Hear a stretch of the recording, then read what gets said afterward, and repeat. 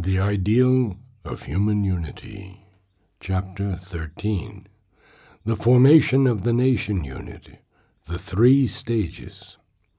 The three stages of development which have marked the medieval and modern evolution of the nation type may be regarded as the natural process, where a new form of unity has to be created out of complex conditions and heterogeneous materials by an external rather than an internal process. The external method tries always to mold the psychological condition of men into changed forms and habits under the pressure of circumstances and institutions, rather than by the direct creation of a new psychological condition, which would, on the contrary, develop freely and flexibly its own appropriate and serviceable social forms. In such a process, there must be, in the nature of things, first some kind of looser yet sufficiently compelling order of society and common type of civilization to serve as a framework or scaffolding within which the new edifice shall arise. Next, there must come naturally a period of stringent organization, directed towards unity and centrality of control, and perhaps a general leveling and uniformity under that central direction. Last, if the new organism is not to fossilize and stereotype its life, if it is to be still a living and vigorous creation of nature, there must come a period of free internal development as soon as the formation is assured and unity has become a mental and vital habit. This freer internal activity, assured in its heart and at its basis, by the formed needs, ideas, and instincts of the community, will no longer bring with it the peril of disorder, disruption, or arrest of the secure growth and formation of the organism. The form and principle of the first looser system must depend upon the past history and present conditions of the elements that have to be welded into the new unity. But it is noticeable that both in Europe and Asia there was a common tendency, which we cannot trace to any close interchange of ideas, and must therefore attribute to the operation of the same natural cause and necessity towards the evolution of a social hierarchy, based on a division according to four different social activities: spiritual function, political domination, and the double economic function of mercantile production and interchange and dependent labor or service.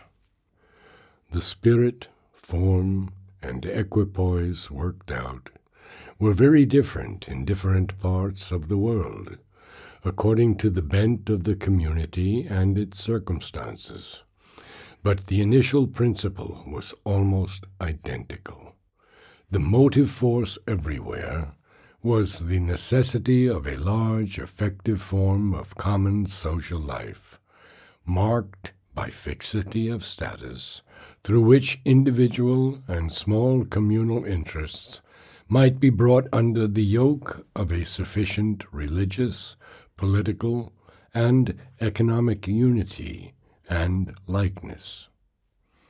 It is notable that Islamic civilization, with its dominant principle of equality and brotherhood in the faith, and its curious institution of a slavery which did not prevent the slave from rising even to the throne, was never able to evolve such a form of society, and failed, in spite of its close contact with political and progressive Europe, to develop strong and living, well-organized and conscious nation units, even after the disruption of the empire of the caliphs.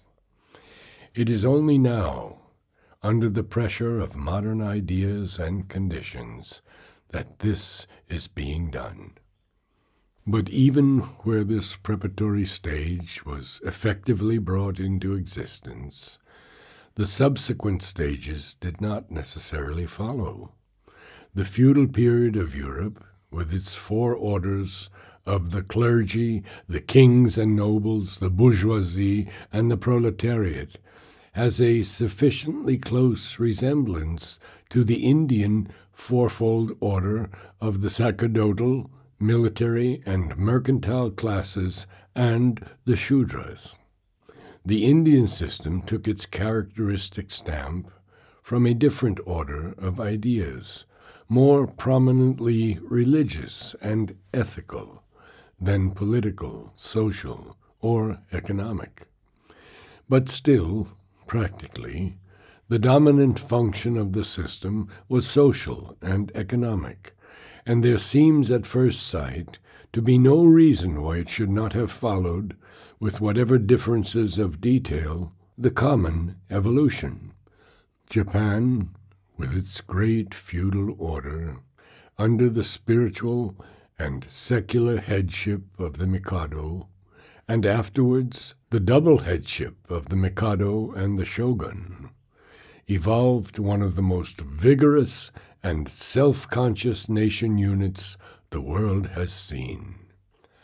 China, with its great learned class, uniting in one the Brahmin and Kshatriya functions of spiritual and secular knowledge and executive rule, and its emperor and Son of Heaven for head and type of the national unity, succeeded in becoming a united nation.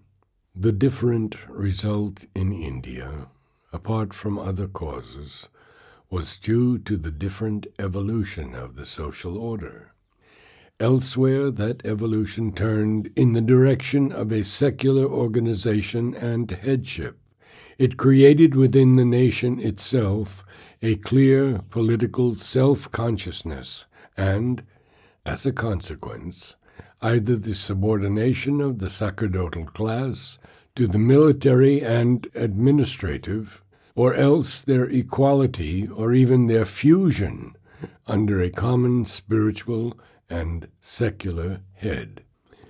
In medieval India, on the contrary, it turned towards the social dominance of the sacerdotal class and the substitution of a common spiritual for a common political consciousness as the basis of the national feeling.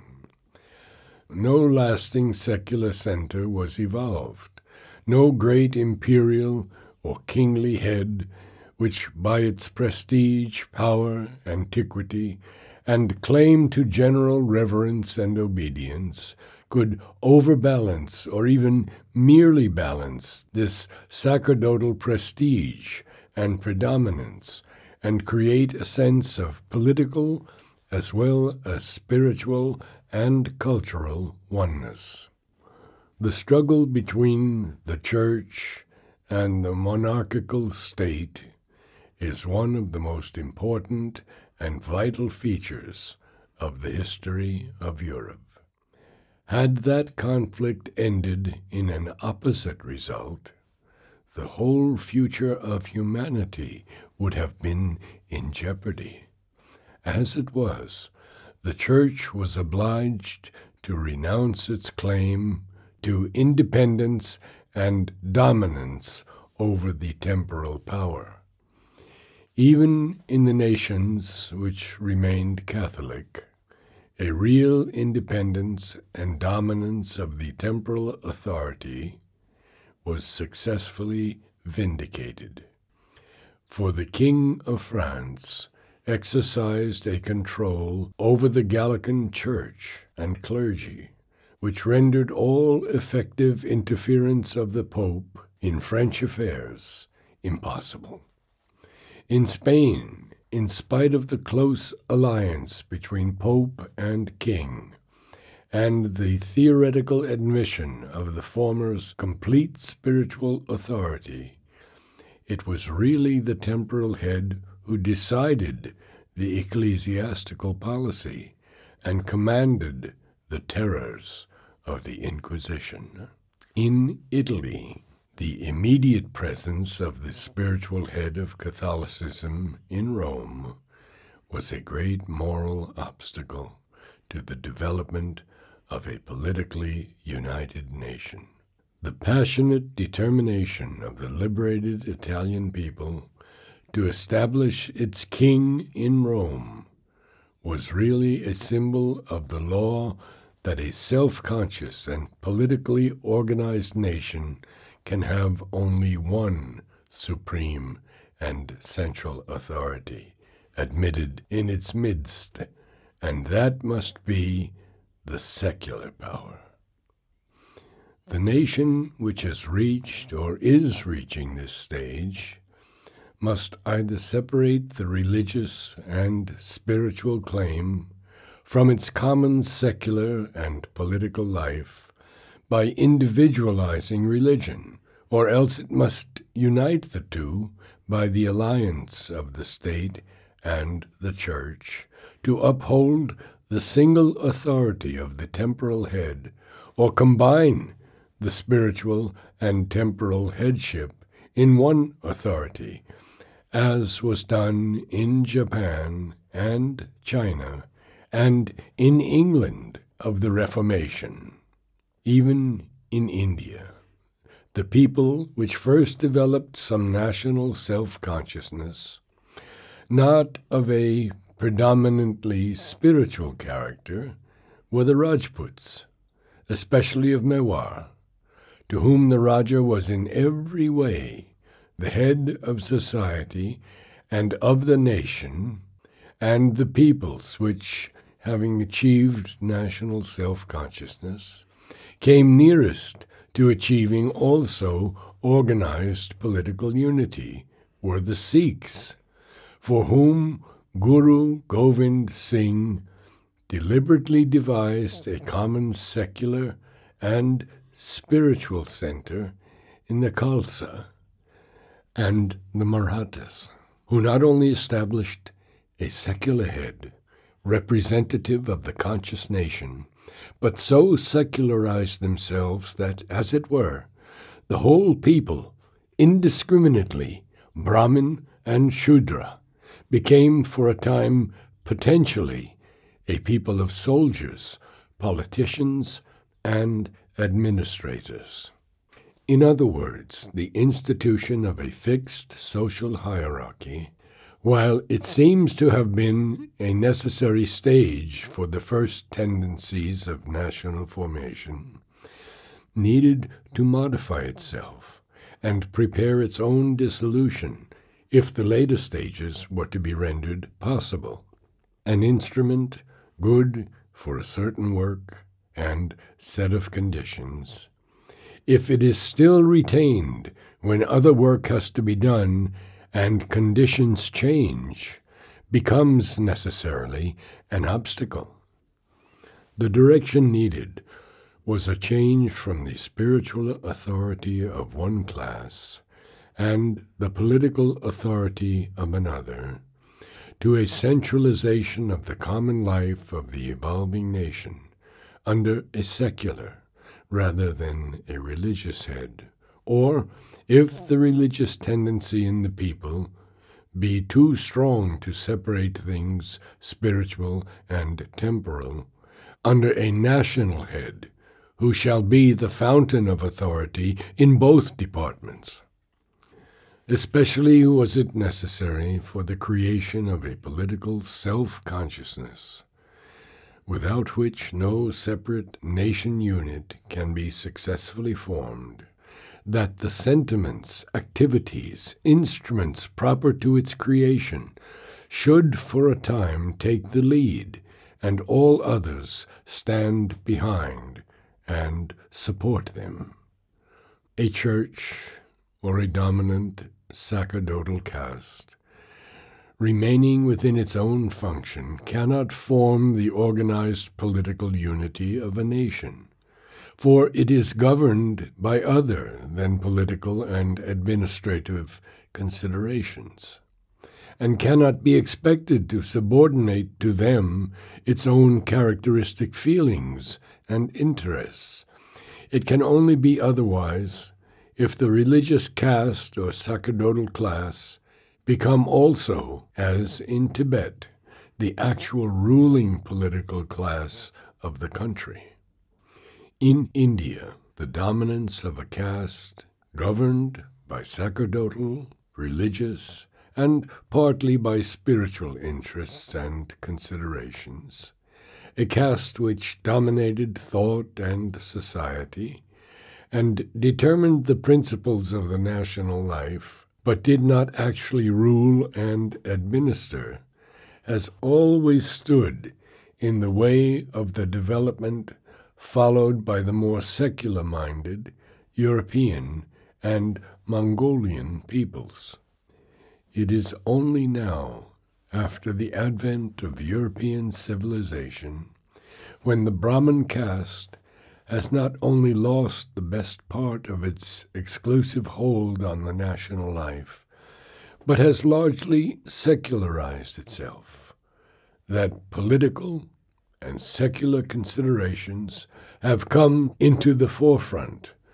A pervading political self-consciousness has been awakened, and the organized unity of the nation, as distinct from a spiritual and cultural oneness, made possible in fact, and not only as an unshaped subconscious tendency.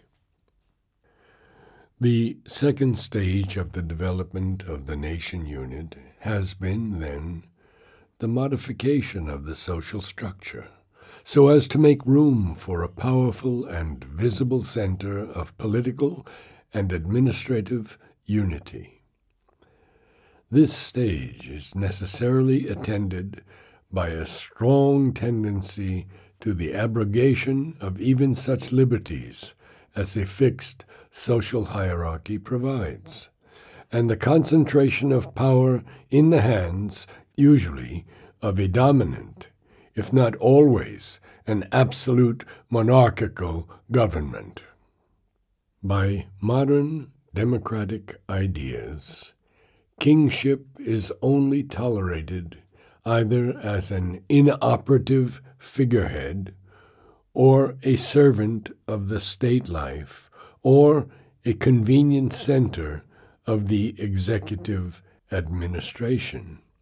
It is no longer indispensable as a real control. But the historical importance of a powerful kingship in the evolution of the nation type, as it actually developed in medieval times, cannot be exaggerated. Even in liberty-loving, insular, and individualistic England, the Plantagenets and Tudors were the real and active nucleus, round which the nation grew into firm form and into adult strength. And in continental countries, the part played by the Capets and their successors in France, by the House of Castile in Spain, and by the Romanovs and their predecessors in Russia, is still more prominent. In the last of these instances, one might almost say that without the Ivans, Peters, and Catherines, there would have been no Russia. And even in modern times, the almost medieval role played by the Hohenzollerns in the unification and growth of Germany was watched with an uneasy astonishment by the democratic peoples, to whom such a phenomenon was no longer intelligible and seemed hardly to be serious. But we may note also the same phenomenon in the first period of formation of the new nations of the Balkans. The seeking for a king to centralize and assist their growth, despite all the strange comedies and tragedies which have accompanied it, becomes perfectly intelligible as a manifestation of the sense of the old necessity, not so truly necessary now, but felt in the subconscious minds of these peoples. Footnote 1. Now replaced by the spiritual political headship of an almost semi-divine leader in a Führer, who incarnates in himself, as it were, the personality of the race. In the new formation of Japan into a nation of the modern type, the Mikado played a similar role.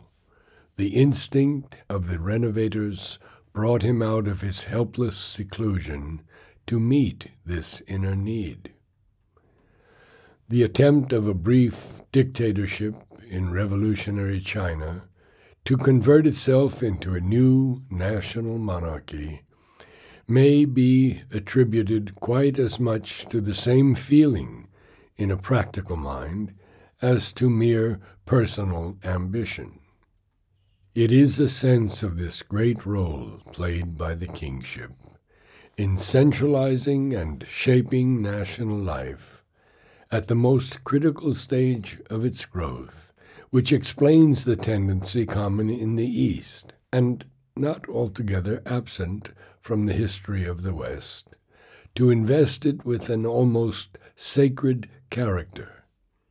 It explains also the passionate loyalty with which great national dynasties or their successors have been served, even in the moment of their degeneration and downfall.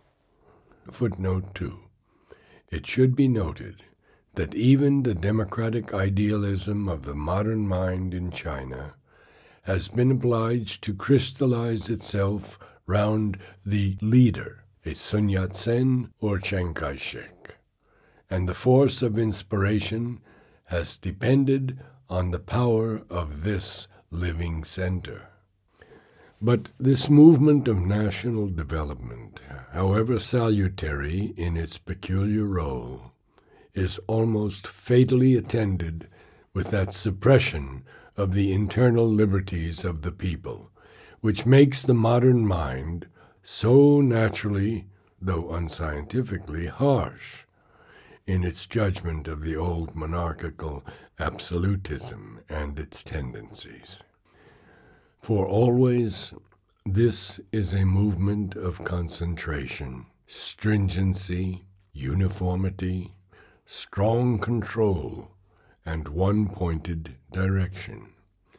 To universalize one law, one rule, one central authority is the need it has to meet, and therefore its spirit must be to enforce and centralize authority, to narrow or quite suppress liberty and free variation. In England, the period of the new monarchy from Edward IV to Elizabeth. In France, the great Bourbon period from Henry IV to Louis XIV. In Spain, the epoch which extends from Ferdinand to Philip II.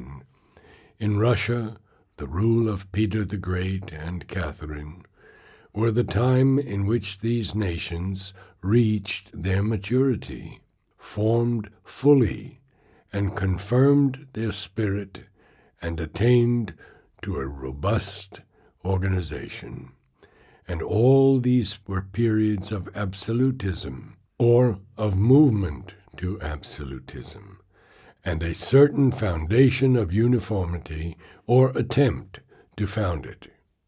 This absolutism, clothed already in its more primitive garb, the reviving idea of the state, and its right to impose its will on the life and thought and conscience of the people, so as to make it one single, undivided, perfectly efficient and perfectly directed mind and body. It is from this point of view that we shall most intelligently understand the attempt of the Tudors and the Stuarts to impose both monarchical authority and religious uniformity on the people, and seize the real sense of the religious wars in France, the Catholic monarchical rule in Spain, with its atrocious method of the Inquisition, and the oppressive will of the absolute czars in Russia to impose also an absolute national church. Footnote 3. Now illustrated with an astonishing completeness in Russia, Germany, and Italy, the totalitarian idea. The effort failed in England because after Elizabeth it no longer answered to any genuine need, for the nation was already well formed, strong, and secure against disruption from without. Elsewhere it succeeded both in Protestant and Catholic countries, or in the rare cases, as in Poland, where this movement could not take place or failed, the result was disastrous. Certainly, it was everywhere an outrage on the human soul, but it was not merely due to any natural wickedness of the rulers. It was an inevitable stage in the formation of the nation unit by political and mechanical means. If it left England the sole country in Europe where liberty could progress by natural gradations, that was due, no doubt, largely to the strong qualities of the people, but still more to its fortunate history and insular circumstances.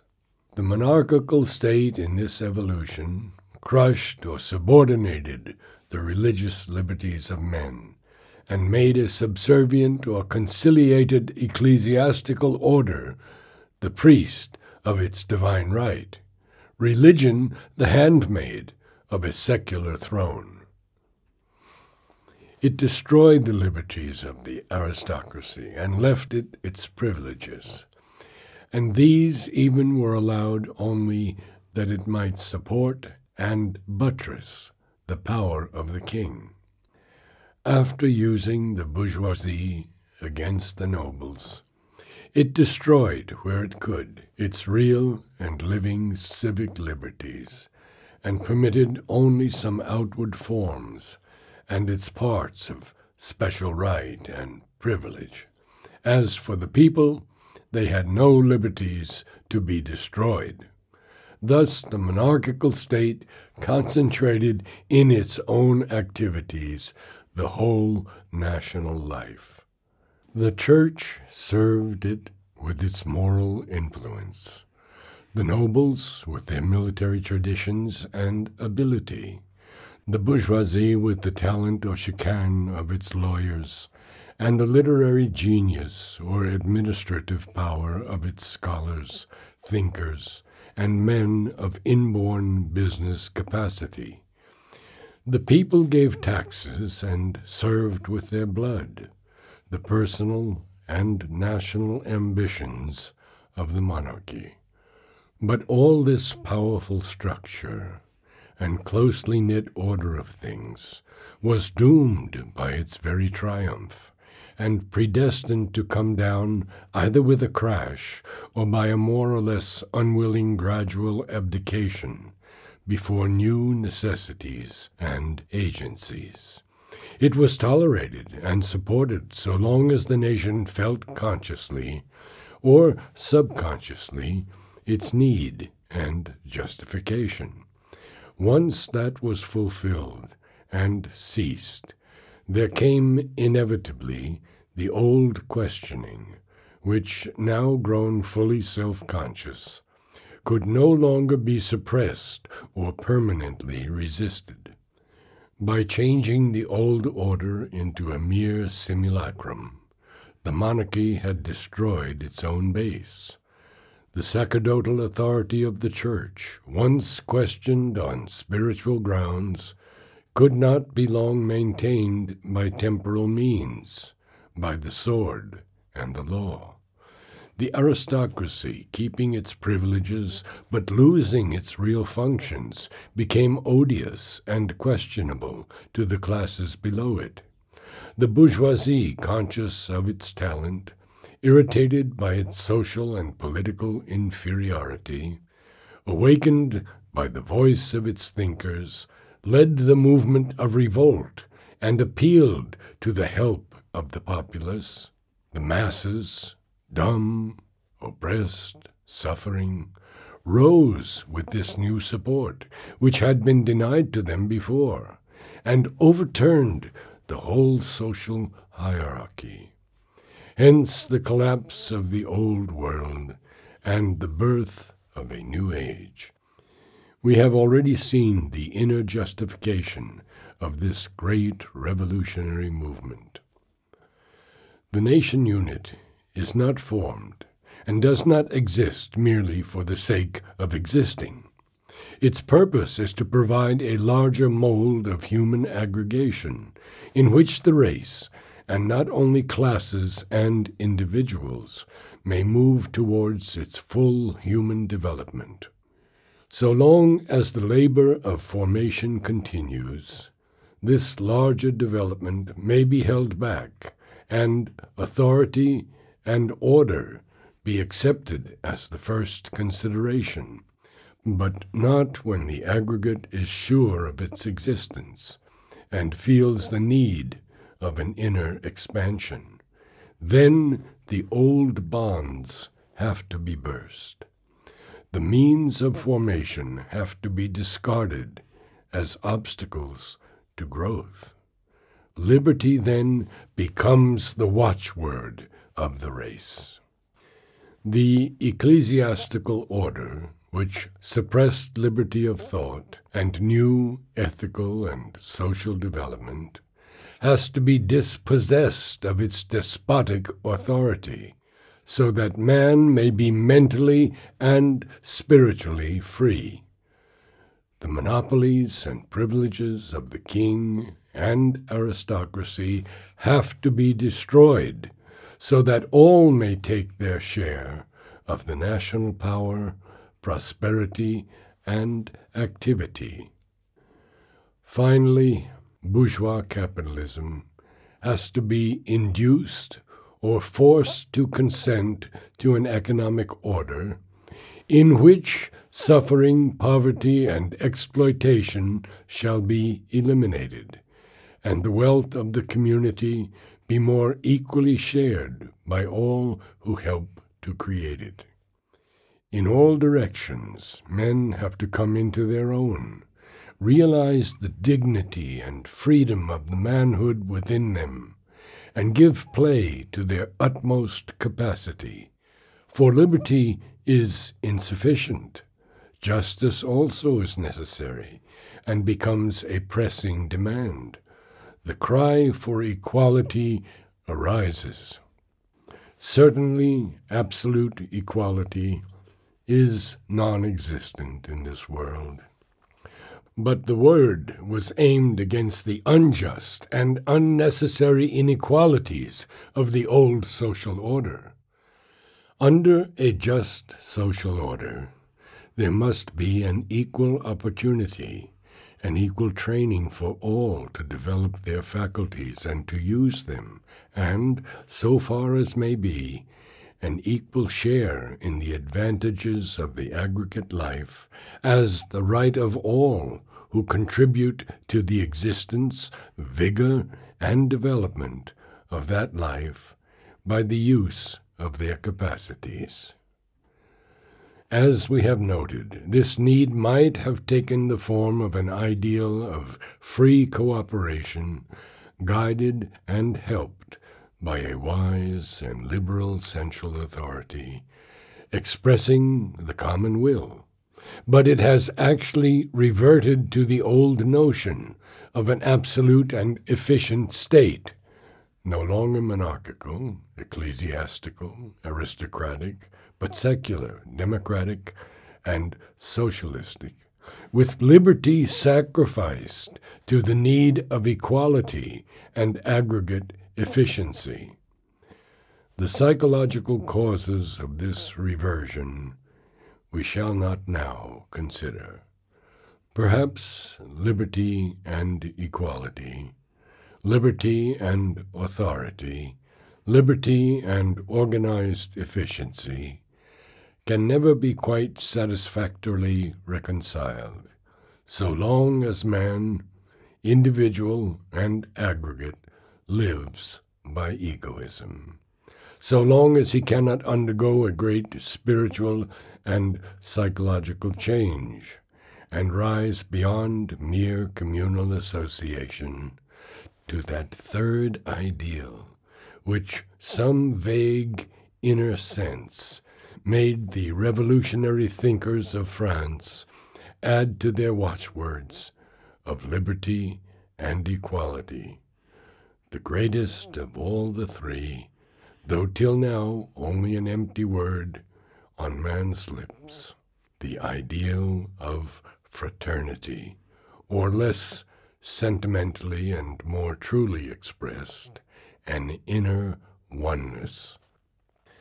That no mechanism, social, political, religious, has ever created or can create.